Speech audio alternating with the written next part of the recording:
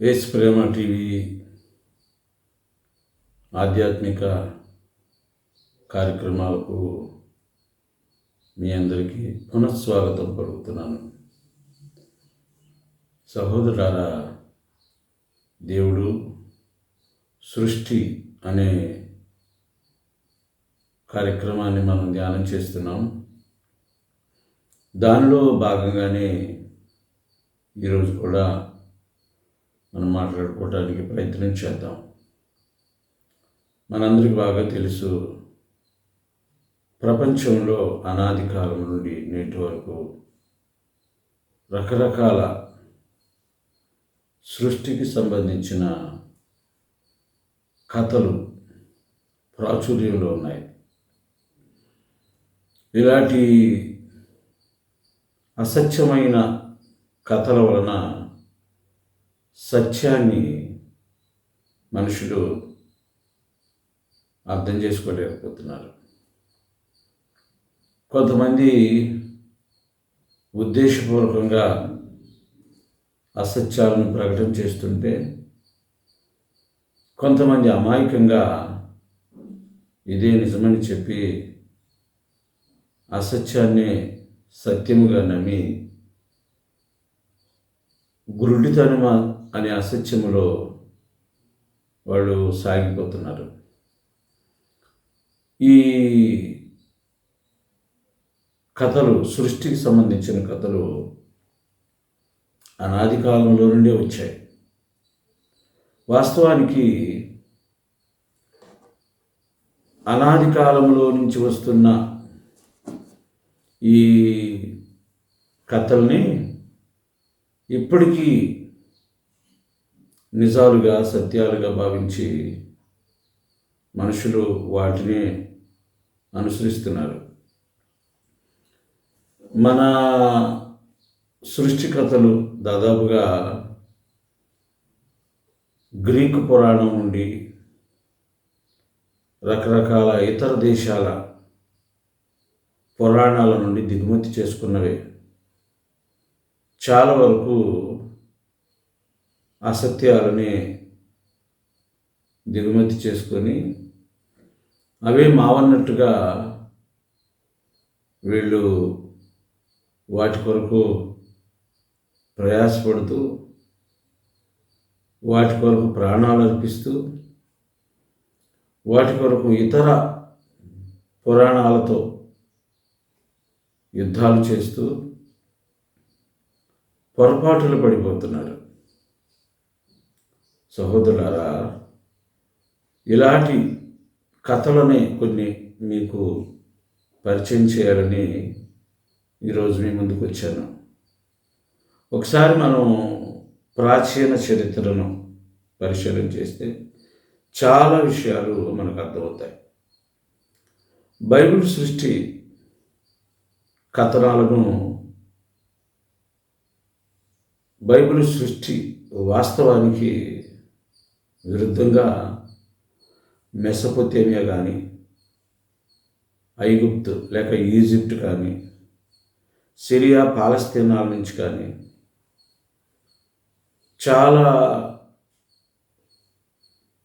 విరోధమైన లేక వ్యత్యాసమైన కథలు బయటకు వచ్చాయి. సహజంగా ఈ పురాణాలన్నీ ఒక దేవతనో లేక పుణ్యక్షేత్రాన్నో, ఒక మందిరాన్నో, దాని యొక్క ప్రత్యేకతని ధృవీకరించడానికి, దాని యొక్క ప్రత్యేకతని ప్రాచుర్యం చేయటానికే ఈ పురాణాలు ఆధారపడి ఉంటాయి. ఉదాహరణకు మనం చూస్తే, ఐగుప్తు సృష్టి పురాణాలు సృష్టి గురించి ఏం చెప్తున్నాయి అంటే, ఒక మట్టి దిబ్బ, లేకపోతే దానికి వాళ్ళు పెట్టిన పేరు సృష్టి ద్వీపం. సృష్టి ద్వీపం ఒక ఆదిమ సముద్రము నుండి ఉద్భవించిందని, లేక బయటపడింది, మనవాళ్ళ భాషలో వెలిసిందని, ఆ దెబ్బని ఆధారం చేసుకొని దానిలోని దాన్ని వాడుకొని ఒక ఖచ్చితమైన దేవుడు ఈ సృష్టి అంతా చేశాడని వాళ్ళు నమ్ముతారు. ఐగుప్తులో ఉన్న పుణ్యక్షేత్రాలన్నీ ఈ మట్టి దిబ్బల యొక్క ప్రదేశాలేనని, వారి దేవుడు శక్తివంతమైన గొప్ప దేవుడు వాటిలో నుండి ఈ సృష్టి చేశాడని వాళ్ళు నమ్ముతారు. సృష్టి పురాణాలలో సాధారణంగా సహోదరులారా, దేవుళ్ళు ఆకస్మికంగా వెలిశారని, వారి మధ్య లైంగిక పునరుత్పత్తి వల్ల సృష్టి ఏర్పడిందని మరొక పురాణంలోని కథ.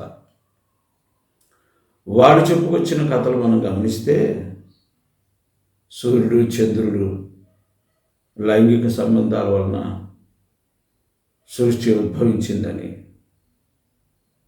వాళ్ళు అభిప్రాయపడ్డారు. సహోదరులారా, మనం గమనిస్తే ఇలాంటి సృష్టి పురాణాలలోని కథలో మనుషుల్ని రకరకాల దారులు నడిపించాయి. కొన్నిసార్లు సృష్టి పురాణాలు దేవుళ్ళు మరియు రాక్షసుల మధ్య ఆదిమ నీటి గందరగోళం లేకపోతే యుద్ధాలు జరిగినప్పుడు ఒకటి లేదా అంతకంటే ఎక్కువ మంది దేవతలు ఆ రాక్షసుల్ని జయించిన ఆ రాక్షసుడి శరీరాన్ని రెండు ముక్కలుగా చేసి ఒకదాన్ని ఆకాశం చేశారని, మరొకదాన్ని భూమి చేశారని, అలా సృష్టి ఏర్పడిందని మరికొంతమంది నమ్మకం. వివిధ మూలాల నుండి వచ్చిన సృష్టి పురాణాల్లోని మానవులు సాధారణంగా దేవతల మురికి పనికి లేక వారు పగ తీర్చుకోవటానికి నిర్వహించబడ్డారని ఈ పురాణాలు స్పష్టంగా మాట్లాడుతున్నాయి. అంటే ఒక మనిషిని వారి పనివారిగా పాచి పని చేసే, నీచమైన పని చేసే పనివారిగా ఈ పురాణాలు దేవతలకు మనుషులకు మధ్య సంబంధాలను వివరించి చెబుతూ ఉంటాయి. సహోదరులారా, ఇలాంటి పురాణాలన్నీ ఇంకా ప్రాచుర్యంలో అనేకమైన పురాణాలు ఉన్నాయి. రకరకాల వ్యక్తులు ఈ సృష్టిని నిర్మించారని, ఇదంతా ఒక గుడ్డులో నుండి వచ్చిందని, లేక రాక్షసులు దేవతలు మధ్య సముద్రాలను చిలికితే, లేక వారు యుద్ధాలు చేస్తే సృష్టి కలిగిందని, ఇలాంటి అసంబద్ధమైన లేఖనానుసారం కానీ సత్యదూరాలకు సంబంధించిన పురాణాల్లోని కథలు ఎన్నో ఉన్నాయి. ఈ కథల వల్ల సత్యం మరుగున పడిపోయింది. మనందరికీ బాగా తెలుసు, ఒక అబద్ధాన్ని పదే పదే మాట్లాడుతూ ఉంటే, లేక ఒక అబద్ధాన్ని 10 మంది నిజమని మాట్లాడుతూ ఉంటే అది కొంతకాలం నిజంగానే చలామణి అవుతుంది, సత్యంగానే చలామణి అవుతుంది. కానీ సత్యాన్ని మనుషులు అర్థం చేసుకున్నప్పుడు, దాన్ని వెలుగులోకి తెచ్చినప్పుడు ఈ అసత్యం అనేది ఖచ్చితంగా అభాస్పాలవుతుంది. అది మనుషుల చేత తిరస్కరించబడుతుంది, అవమానపరచబడుతుంది. అవమానం అనే పదాన్ని నేను ఎందుకు వాడానంటే, దేని యొక్క రుజువు దానికి ఉంది. దేని యొక్క వ్యక్తిత్వం దానికి ఉంది, దేని యొక్క రియాలిటీ దానికి ఉంది. ఏదైనా తన రుజువులోనే, తన రియాలిటీలోనే, తన వ్యక్తిత్వంలోనే తన మనుగడ కొనసాగిస్తే చివరికి దాని గౌరవాన్ని అది దక్కించుకుంటుంది, దాని అధికారాన్ని అది నిలుపుకుంటుంది. ఎప్పుడైతే దానిది కాని ముసుగు అది వేసుకుంటుందో, దానిది కాని పాత్రలోకి అది పరకాయి ప్రవేశం చేస్తుందో, దానిది కాని దానిని అది దానిదన్నట్టుగా దత్తత్తు చేసుకుంటే చివరికి దానికి మిగిలేది అవమానమే. తెలుసో తెలియకో మనుషులే ఇలాంటి సిద్ధాంతాలను లేక పురాణాలను, కథలను అల్లేసి సృష్టించేసి సొంతగా వారు వ్రాసి మనుషుల మీద రుద్దటం వల్ల ఇక్కడ అవమానం అనేది రాసిన వానికి కాదు, దాన్ని సృష్టించిన వానికి కాదు. ఎవరి మీదైతే ఆ పురాణం లేక ఆ కథ వారు సృష్టించారో ఆ పాత్ర అవమానం పాలవుతుంది. ఆ పాత్రని ఎవరైతే నమ్మి దాని నిజమని అనుసరిస్తున్నారో వారు కూడా అవమానం పాలవుతున్నారు. అంటే సృష్టించిన వాడు, ఈ కథను అల్లినవాడు, ఈ అబద్ధాన్ని నిజం చేయటానికి శ్రమించిన వాడి ఇటు మనుషులను, మరొక ప్రక్క వాడు సృష్టించిన పాత్రను రెండిటిని అవమానపరుస్తున్నాడు. సహోదరులారా, నేను చెప్పాలనుకున్న పాయింట్ ఏమిటంటే,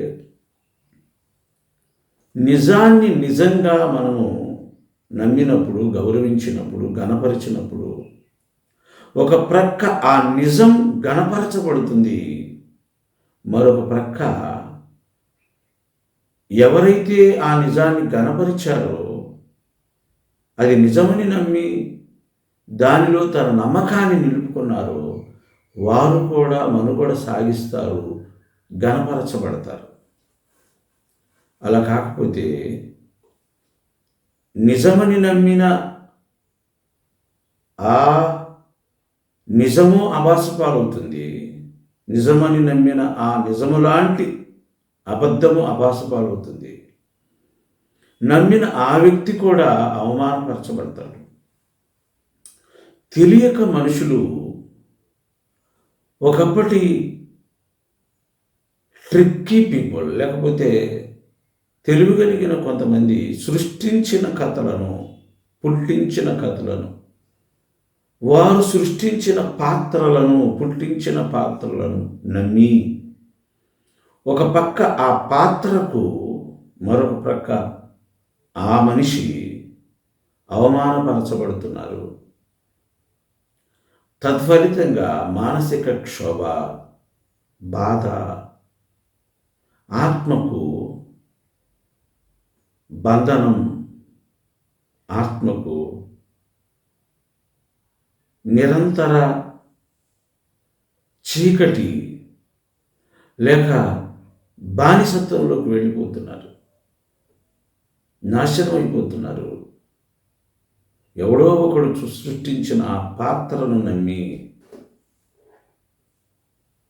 నిజమైన దేవుని సృష్టి అయిన జీవము కలిగిన మనిషి అభూత కల్పనను, అబద్ధాన్ని నమ్మి తన ఆత్మను కష్టంలోకి నెట్టివేసుకుంటున్నాడు, నరకంలోకి నెట్టివేసుకుంటున్నాడు. భూమి మీద ఉన్న పరిస్థితులలో విశ్రాంతి లేదు. తద్ఫలితముగా రాబోయే జీవములో కూడా విశ్రాంతి లేదు. Both the characters have lost, which resulted, the freedom had missed. The freedom should miss, and freedom will miss. ఆ స్వాతంత్రం అనేది వారు కోల్పోతున్నారు. కానీ నిజమైన దేవుడు, సృష్టికర్త యెహోవా దేవుడు, యేసుక్రీస్తు అని అతని ప్రతిరూపం మనుషులను స్వతంత్రులుగా చేసింది. తన సార్వభౌమత్వంలోనికి తీసుకొచ్చి, తన అధికారం క్రిందకి తీసుకొచ్చి, అధికారి అయినట్టుగా ఆయన ఉన్నప్పటికీ, సార్వభౌముడు అన్నట్టు ఆయన ఉన్నప్పటికీ, ఆయన్ని నమ్మినందుకు, ఆయన అధికారంలోకి వచ్చినందుకు, ఆయన్ని దేవునిగా స్వీకరించినందుకు, సత్యాన్ని అర్థం చేసుకొని సృష్టికర్త పాదాల యొద్దకు వచ్చినందుకు మనిషిని సార్వభౌముని చేస్తున్నాడు, మనిషిని స్వతంత్రుని చేస్తున్నాడు, మనిషిని అధికారిని చేస్తున్నాడు. ఈ జీవంలో, రాబోయే జీవంలో. సహోదరుడా, నేను చెప్పబోయిన మాట ఏమిటంటే, సృష్టికర్త సృష్టించినప్పుడు ఆ సృష్టికి సంబంధించిన సత్యాలను గ్రంథస్థం చేసినప్పుడు, లేక కొన్ని రాతి పలకల మీద వాటిని లిఖించినప్పుడు, ఆ సత్యాలు మనకు బయలుపరిచినప్పుడు మనకు అర్థమయ్యేది ఏమిటంటే, సముద్రంలోని జీవరాశులకు ఆయన ఎంతో స్వేచ్ఛను, గౌరవాన్ని ఇచ్చాడు. ఆకాశంలోని పక్షులకు ఆయన ఎంతో అందమైన రూపాన్ని, స్వాతంత్ర్యాన్ని ఇచ్చాడు. ఇక మనిషి విషయానికి వస్తే, మనిషిని తనకు లోబడి ఉండమని చెప్పినా కూడా ఆయన ఇచ్చినంతటి స్వాతంత్ర్యం, ఆయన ఇచ్చినటువంటి శాంతి, ఆయన ఇచ్చినటువంటి సమాధానం, ఆయన చూపించిన ఆ వెలుగు మార్గం సహోదరులారా ఎంతో ఆనందాన్ని కలుగజేస్తుంది. ఒక మనిషి, ఒక పక్షి స్వేచ్ఛా వాయువులలో ఎలా విహరిస్తుందో సురక్షితంగా, అలాగే ఒక మనిషి తన స్వేచ్ఛా వాయువులలో తన సొంత వ్యక్తిత్వాన్ని కాపాడుకుంటూ, స్వేచ్ఛగా ఉంటూ, తనను నమ్మినా నమ్మవచ్చు, నమ్మకపోయినా ఆయన బలవంతంగా ఏ మనిషి మీద తన అధికారాన్ని రుద్దలేదు. మనిషిని గొప్ప చేశాడు. లేఖనాల్లోకి వెళ్తే ఎంతటి మహనీయమైన దేవుడు ఈయనంటే, చిన్న దేవుళ్ళు మీరు దైవాలు అని చెప్పి మనుషులను గురించి ఆయన ఘనపరిచాడు. కానీ పురాణాలు కానీ, అందులో కథలు కానీ, మనుషులను గౌరవించినట్టు కానీ, మనుషులను స్వతంత్రులుగా చేసినట్టు కానీ ఎక్కడా మనకు కనబడదు. కొన్ని పురాణాలలో మనుషులను బానిసలుగా, దేవతలకు పనివాళ్లుగా, దేవతలు నీచంగా చూసే మానవ పురుగులుగా ఇక్కడ పురాణాలలో మనుషులను వర్ణించడం జరిగింది. మనిషికే ఇంతటి అవమానం జరిగితే ఆ పురాణాలలో, మరి జలరాశుల సంగతి ఏమిటి? ఆకాశ పక్షుల సంగతి ఏమిటి? అరణ్యములో ఉన్న మృగముల సంగతి ఏమిటి? Everything have no value, no significance and no freedom. దేనికి విలువ కానీ, ప్రత్యేకత కానీ, స్వాతంత్రం కానీ ఈ పురాణాలలోని సృష్టి కథలలో ఉన్నట్టుగా మనకు అనిపించదు.